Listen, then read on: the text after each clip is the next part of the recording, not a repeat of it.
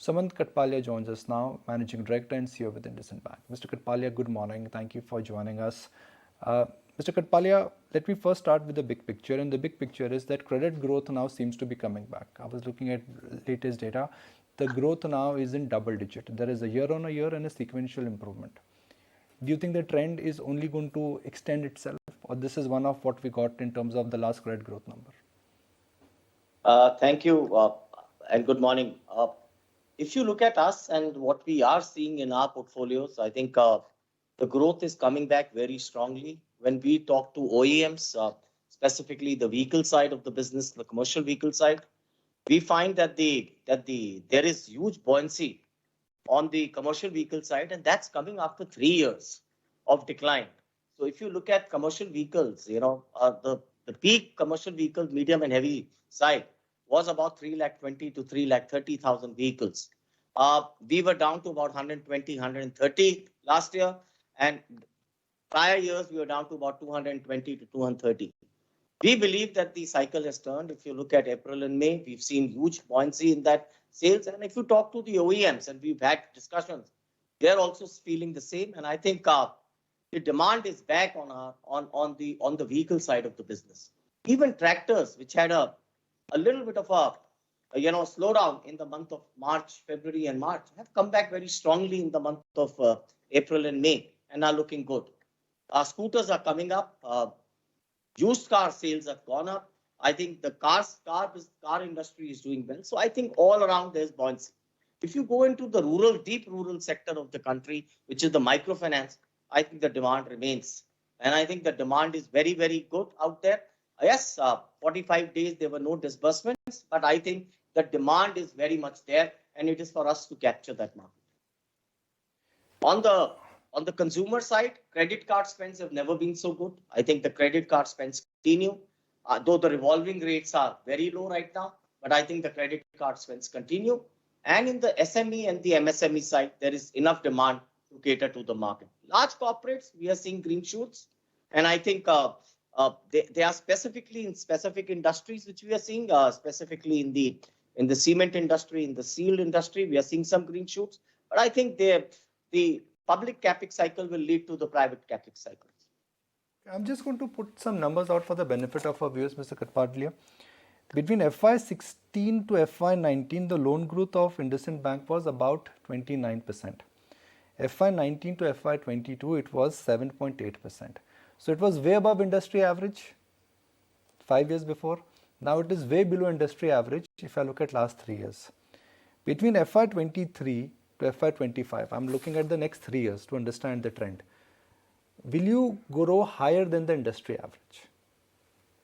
So in the domains in which we specialize, which is 45 to 48% of our portfolio, we will grow higher than the market. So I think the domains in which we specialize, we will go higher than the market and we will gain market share.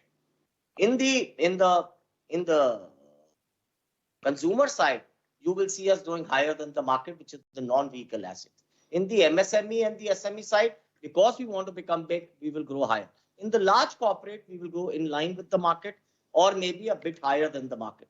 Having said that, I think you can expect, we've not given guidance for the next 3 years, but this year for the PC5, we expect a growth to be between 16 to 18% CAGR. And I think because we were very low last year and the prior year, I think you should expect us in early 20s this year and going up as we move forward. The cost of bulk deposits, sir, is going higher. The cost of loans, the cost of even CASA is going to go higher. In the first phase, banks will be able to protect their margins. But then what happens after that? Will your NIMs get affected? See, every time you go back to 2014 and you see when a 300 basis point increase had happened and what happened to the bank margins. Just go back to that historical thing. And I think banks have been able to pass the cost. And I think while the cost of deposit is increasing, please understand banks have 3 levers. One is they pass on the floating rate book gets passed on very nicely, and it's a 90-day reset and you pass it on. That's not a problem. The second is the fixed book also gets repriced, and you have a rundown of about, if your average tenor is about 24 to 28 months. You have a 30 to 32% of your book running off every year, and you're repricing that and your disbursements are getting repriced at a very high, at a very high pricing. The third, and which is very important, not all costs. So if you have a CASA and a term deposit, which is granular, what you do, and we made it granular, what you will do, the renewal of the term deposits don't happen immediately. So I think uh, what you do is the new incremental deposits may come at a little bit of a higher price, but doesn't mean that your everything gets repriced. And I think the margins get managed to a large extent. They may be a 3 to 4 basis point here or there difference, but over a period of 4 quarters, you will see that the margins come back and they get managed. Don't look at if the cost of deposit was increasing by 10 basis point or 12 basis point off for the bank, the whole margin will disappear. It will never disappear, sir. I'm going to look at a peer comparison, sir, and that's how comparisons are drawn. Axis Bank suddenly has been shopping. They've acquired a credit card business, they've acquired the insurance business. Big merger is happening between HDFC Bank and HDFC Limited. What is IndusInd Bank planning? I mean, how much organically can you go when big banks of your size themselves are changing the models? So, there is a time and there is a moment to create, maybe that time and the moment. I think we have to look at inorganic growth in three ways. It has to be complementary to our business. So if you look at uh, commercial vehicle and microfinance, they're complementary to our business. Or it should create a new line of business. Diamond was a new line of business, and we are number one in diamond. Right? Third, it should be ROA accretive and should not dilute the existing shareholders in a big way. If you look at that, I think we are wanting to add a fourth domain. I've told you this. We are evaluating a fourth domain. We want 50 to 55% of our business coming out of our domain. So we will see, but at the right moment and at the right time. I think you will see prices taking a hit, and I think the valuation has to be right and the moment has to be right for us to acquire something at that point. Most of the banks, when we are speaking to, they are of the view that they need to scale up their mortgage business, the home loan business. It's a low margin business, but it's an anchor business. What are you planning to do to scale up that business? So we are into two businesses in mortgages. One is on the affordable housing, where we have a 2,000 crore book, and we've already made our intention clear that we are scaling this business. And this year, as well as in the next 3 years, you will see that business to be 10,000 crore, which is a sizable market size in that business. Uh, on the mortgage side, like you rightly said, it's not an ROA accretive business. I think it's an anchor business, and I think with our urban strategy playing out and granularization of liabilities playing out, I think we are entering into mortgages. You will see the entry in the Q2 of this year, and I think we will not be a big player, but I think we'll be a relevant player in the mortgage market. I'm going to quote your numbers verbatim. Q4 slippages were at 3.7% of the opening advances versus 4.7% slippages in Q3. Yeah. Will this number be closer to 3% when FY23 ends? I mean, directionally, are we headed there? I think we've given a guidance on our credit cost and our slippages. I think you would see, so if you look at, just go back. On the first year of my business, we were at 370 basis points. We went down to 280, and this year we should end at 120 to 150 basis points of credit cost. Don't look at gross slippages because you have a restructured book which will move into gross slippages, which is already provided. So for the sake of the investors, we will show the restructured book slippages separately and the normal book slippages. The normal book slippages are absolutely where it should belong, and it's well within the range which we want it to be. So just to clear the air, because we've discussed this in the past, so I would like to revisit this part on the promoter's commitment to increasing stake. When we spoke to Mr. Hinduja, he said, look, as a promoter, I can tell you that, I'm going to quote him here, that the stock price of IndusInd Bank is not cheap, but very cheap. But I haven't heard promoters committing to any capital after that.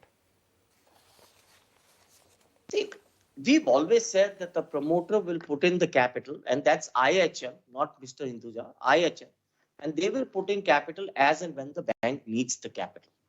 And I think at this point of time, we are well capitalized. If you look at our CET, it is 16% and 18.6%. If you look at our CET1, it's 16%. So I think we are very well capitalized. Second, I think the operational guidelines for increasing the stake to 26% is still not out. And as and when that is out, and if we need the capital, we will activate that. Third, I would always like the promoter to come from the primary market and not from the secondary market. Okay, fair point. Uh, One of your main differentiating mainstays has been your focus on the diamond stroke the jewelry business. Internationally, things are changing. Locally, things have changed. Walk us through that important business vertical of yours. I think this business is about 4% of our book, continues to perform well. It's about 11,000 crore of book, never had any SMA 0, 1 or 2 up till now. With the macro changing and the war in Russia, Ukraine, I think 30% of the stones which come into India come from Russia. At this point, I think that business is a little bit disrupted, not from a credit point of view, but from a growth point of view. I see the growth coming back in the second half of the year. But as of today, you will see us maybe growing at about 10 to 11 instead of 18 to 19 is because of the disruption which has happened. We don't have any SME 0 or 1 or 2 in this business as of now. We only do working capital loans and we don't have any issue on our credit quality. So the growth of 20% plus, sir, what you guided for, does that include a slowdown which possibly could happen Yes, because of the Russian business? absolutely right. Okay. There are new boosters to the business which we've added, and that is what you need to take. So your BAU business will always grow at 16 to 17%. There are new growth vectors which we've added, and one of them is the merchant acquiring business in deep rural. And we believe that it's a unique business where we offer the payment solution, the transaction account, and the loan to the client. We have a 2,000 crore book at 23%. We believe this book will end at about 4,000 to 5,000 crore this year and move to 20,000 crores in the next 3 years. So it's a very, very strong business. And I think we've tested and piloted it for 2 years. We believe it really augments our distribution in the rural areas to a large extent. The second business which we are adding is the mortgage business. Like you said, it's an anchor product, but creates a very good annuity and a support to the urban side of our business. The third business which we have added and we've scaled up is the tractor business. And I think we now have a 9% share in the tractor business. We want to move to 11 to 12, and that's doing very well. It comes at a yield of 16%. And of course, we are scaling up our unsecured business, which we've not been very good in scaling up. So the cards and PL business will now see us scale up, and we will see us coming in front on the cards and the PL business. Do you see the Capex cycle, which everybody is excited about, getting affected because of international factors, high inflation, sudden spike in interest rates?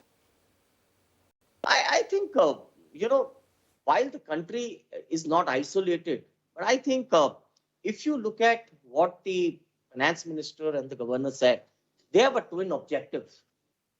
The twin objective is to control inflation and boost the growth.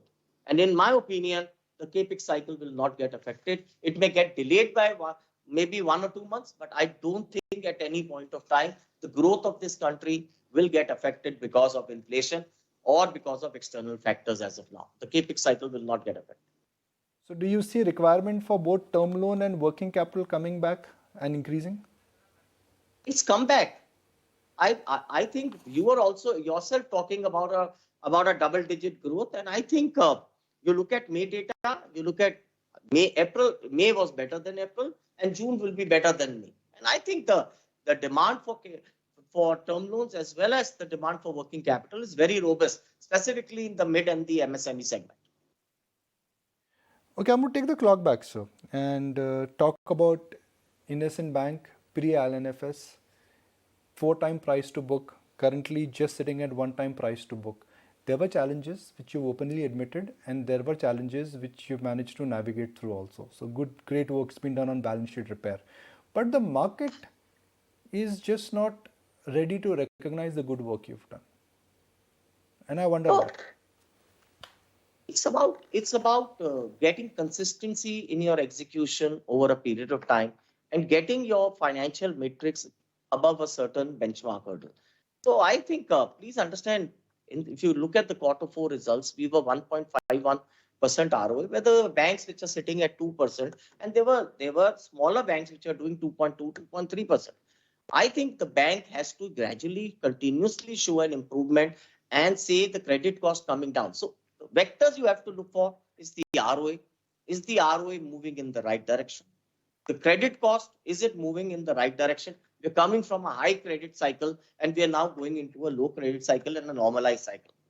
Third, is the growth coming back? You rightly said we've not had growth and we were not even in double digit numbers.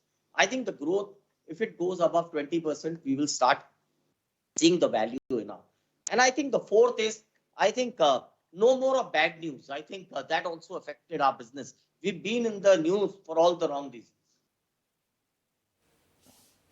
Will this year be the year of test of a liability franchise? Because now interest rates are moving higher, there is increased competition, there's this entire fintech bubble which in a sense is got pricked. So a lot of dynamics are changing. And change, it has always happened. I think India is a growing market in liability and everybody will need a pot of share. Just to give you our perspective, even if for the numbers we have to do, we were growing a liability business by 45,000. To get to our numbers, we have to grow at 62,000. So please understand, the perspectives are different at different organizations. So I think when you talk about liability franchise and the competition, yes, there is competition. But please understand, every bank has its own initiatives backing the liability. I think and every bank has an own distribution backing the liability.